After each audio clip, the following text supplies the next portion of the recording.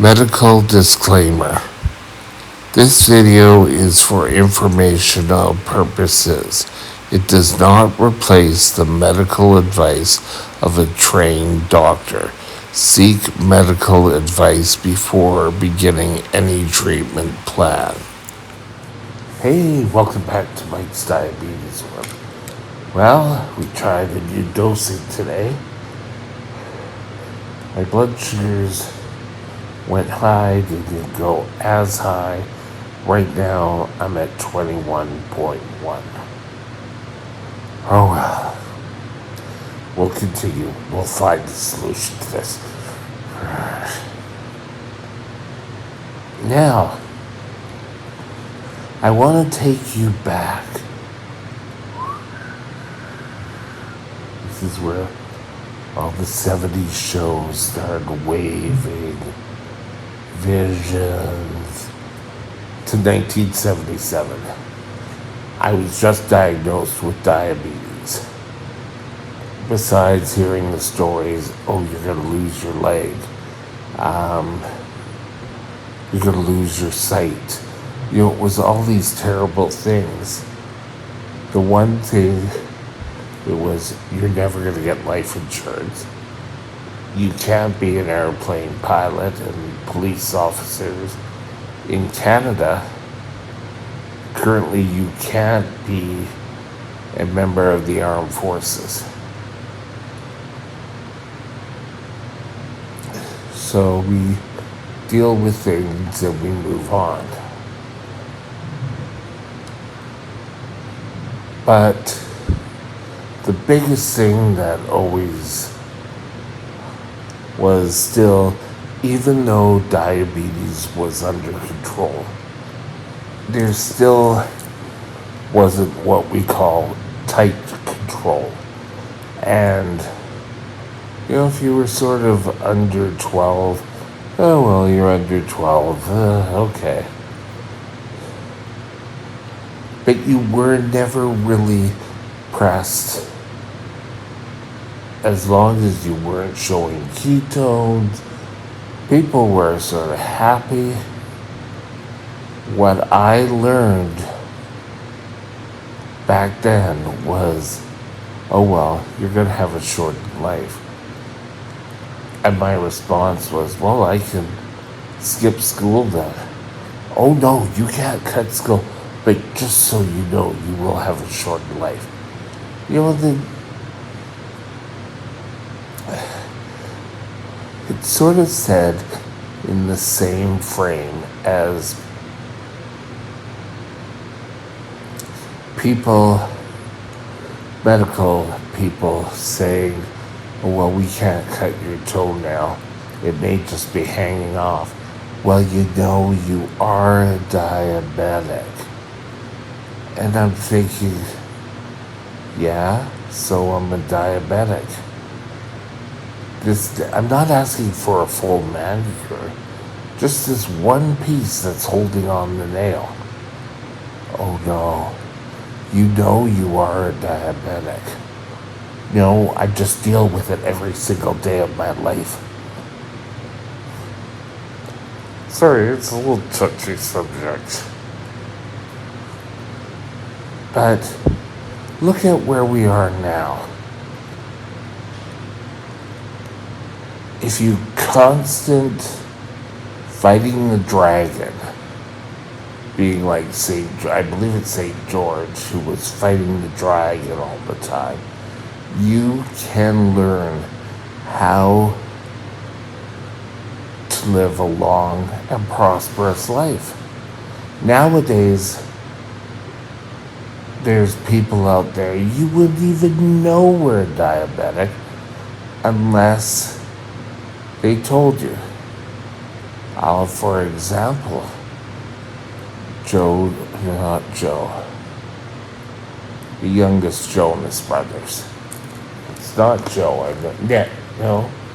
I don't know. The youngest Jonas brother is a type 1. There are so many more out there that are type 1s. Back in my day, It was only Bobby Hall. And I won't argue tight control is the best answer to a long and prosperous life. I can remember one of the clinics I went to. Well, you could die from an early heart attack. And I'm thinking, okay. But what's your answer? Oh, we don't really have an answer. But just to know that you could die from an early heart attack. What to tell a kid starting his life? Oh, well, you could die. What's the point of going out, living your life? It's back to the scare tactics. And I've referred to this years ago, I think the early 80s. They published a paper that tight control was the best. And you sort of heard the world stop, gasp, and then you start having diabetes care say, hey, this is how we can get you tight control. And diabetes specialists weren't just happy with, well, you're not in the hospital in DKA. Sorry, I have an itchy elbow. Keeping your blood sugar under the tightest control. And yes, I'm going through some high spurts right now. But to say, oh, well, you're going to have a shorter life, isn't really a prospect for a person with diabetes. I'm sorry. We have to fight every time someone says that. And I don't think we have to get vicious about it. But have a few comebacks and say, well, they're finding more and more diabetics are living a longer life because of tight insulin control.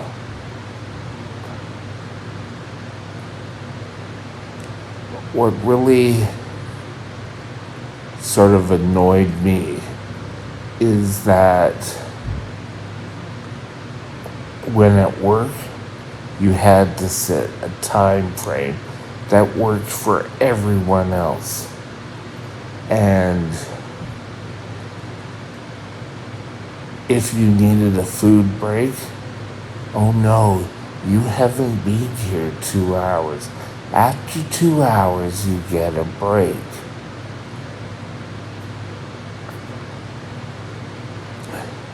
My last job before the sort of retiring because of my diabetes was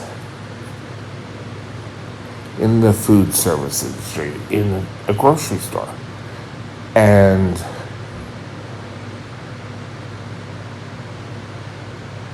people were complaining to the union that, oh, I didn't have to follow the rules because I had to go and give my medication, my pump got pulled out, whatever. Well, I have to wait 2 hours, or, he got another break. And it's sort of like, I'm sorry for living. It's not because I enjoy taking all these breaks. I'd rather work and be productive. There are times where I was having a low, and at that point I was still having some feeling, and I'd be sweating and I'd be confused. oh, he's taking extra time. And finally,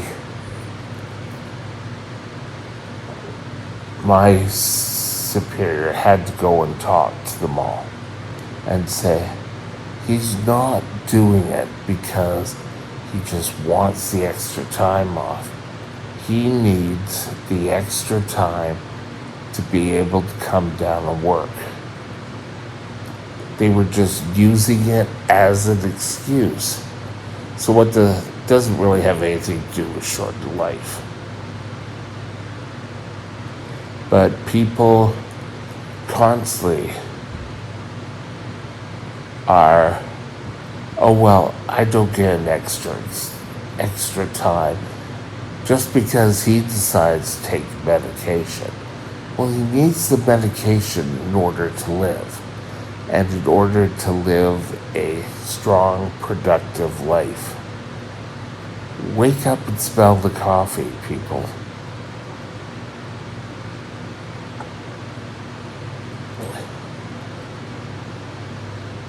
I would have rather worked and constantly be worked. And if you want to keep my blood sugars high, I'm not going to have a normal life. And there was still, every so often, it would come around the store and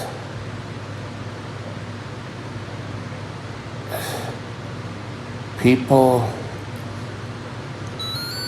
we still have obstacles. But if we're able to keep tight control, great. If it involves you having to take a couple of extra minutes or a restroom break to go take an insulin shot, then go take the damn insulin shot. Oh my God. Your health is first and primary. Now that doesn't mean every breakfast or every break you come back late. Oh well, I'm a diabetic. But when you need to, you should be able to take it. It's part of making accommodations. It's the ADA in the States, the Bill of Rights in Canada. Allow us to do the best we can. And with that, have a great day. I'll talk later. Bye now. My email is mikesdiabetesworld@gmail.com. mikesdiabetesworld@gmail.com.